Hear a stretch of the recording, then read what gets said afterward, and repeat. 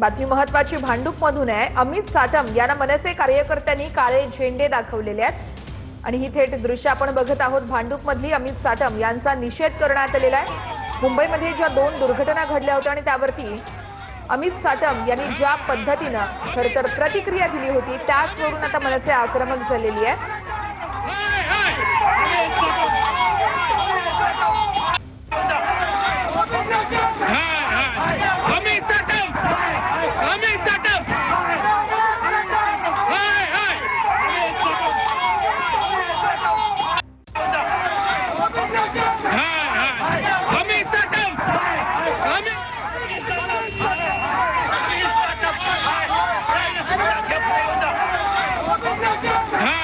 Update देतात निवृत्ती बाबर आमचे प्रतिनिधी आहेत आपल्यासोबत। निवृत्ती, भांडूपमध्ये अमित साटम विरोधात आता मनसेचे कार्यकर्ते आक्रमक झालेत, काय म्हणणं या कार्यकर्त्यांचं?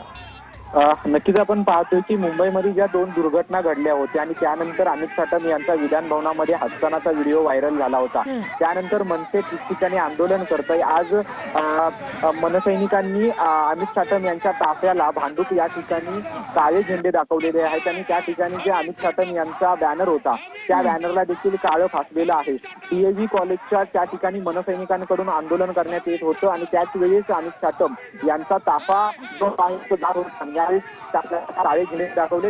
सोबतच त्या ठिकाणी जो अमित साटम यांचा बॅनर होता त्या बॅनरला देखील काळं फासलेलं आहे। आज महाराष्ट्र नवनिर्माण सेनेच्या वतीनं मुंबईमध्ये ठिकठिकाणी आंदोलन आयोजित करण्यात आलेलं आहे। अमित साटम यांचा विधान भवनातील जो हसतानाचा व्हिडिओ जो आहे तो व्हिडिओ व्हायरल झाला होता। त्यानंतर मनसे अध्यक्ष राज ठाकरे यांनी देखील त्यावरती पोस्ट केली होती आणि त्यानंतर मनसैनिक जे आहे ते ठिकठिकाणी आक्रमक झाल्याचं चित्र आपल्याला पाहायला मिळतंय। अमित साटम यांनी अध्यक्षपदाचा त्यासोबतच आमदारकीचा राजीनामा द्यावा अशी मागणी जी आहे या सर्व मनसैनिकांनी आहे आणि ठिकठिकाणी आंदोलनाला देखील सुरुवात केलेली आहे। त्याचवेळी भांडूप या ठिकाणी मनसैनिकांचं आंदोलन सुरू होतं। त्याचवेळी नियोजित कार्यक्रमासाठी अमित साटम जात होते आणि त्याचवेळी मनसैनिकांनी जे आहे ते त्यांच्या ताफ्याला जे आहे ते काळे झेंडे दाखवलेले आहेत आणि त्याचसोबतच तो त्यांचा बॅनर होता त्या बॅनरला देखील काळं फासलेलं आहे।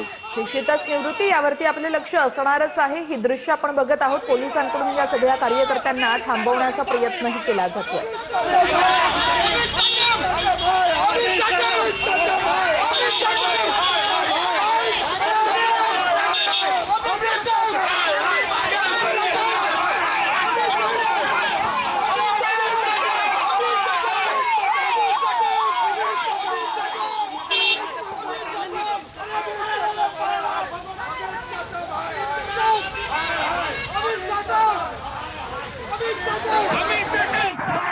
अमित साटम